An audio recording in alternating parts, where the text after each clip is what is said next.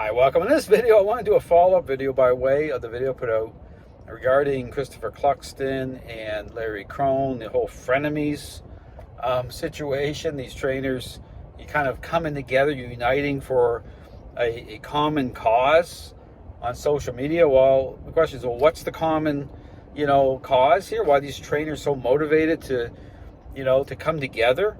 Well, to actually try to call me out, okay? By way of, abusing dogs, right? And I understand these are the same trainers who, are virtue signaling all over their social media, trying to label all sorts of situations as abusive.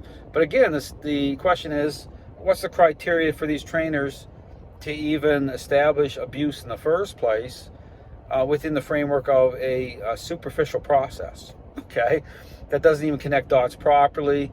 These trainers can't even reconcile the responses of dogs to the relationship. This is the whole situation. So Larry Krohn's the same guy that, piled on to the Jeff Gellman bonker situation along with other force-free trainers.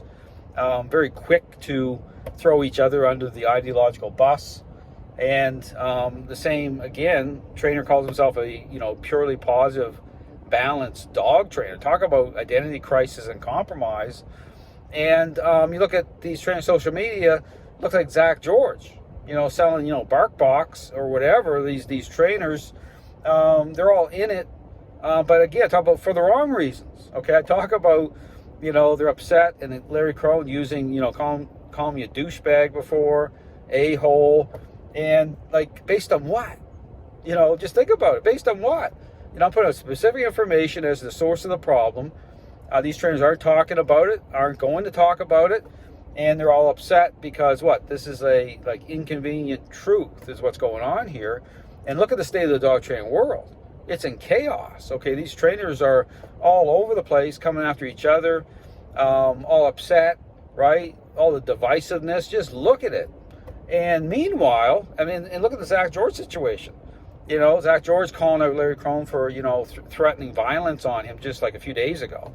So, and so the question is, okay, what's going on here? But again, I understand that these trainers are upset because, again, I'm calling out the real issue. I'm not a balanced trainer, not a force-free trainer. And the question I put out to Larry Krohn, same Larry Krohn, okay, who's changing his shirt, because the dog doesn't do a down, goes off camera. And how's he getting the dog to respond? Well, motivating agents, okay? Not again, talk about the core ingredients, influence and control, part of a process to change perception of dogs the right way, right? And the same trainer who advocates, rewarding bad behavior for good behavior. Okay, think about it. It's incredible. And so these trainers got lots to say on social media.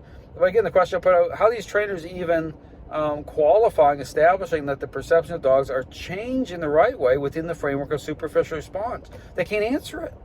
They can't answer it, and yet they're on social media, uniting these frenemies, right, to try to shut down, come up against, call people out based on nothing, based on no foundation to even establish what even defines abuse, the optics of what they're doing. It's a joke.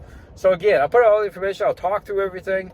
I just want people to understand what's really going on here. This is, you won't hear any of the trainers talking the way I'm talking for a reason. These trainers are totally sold out. They're just selling this garbage. It's totally superficial. They can't even answer basic questions, and they're calling themselves dog training experts. They're losing their tools, and on it goes. Thanks for watching.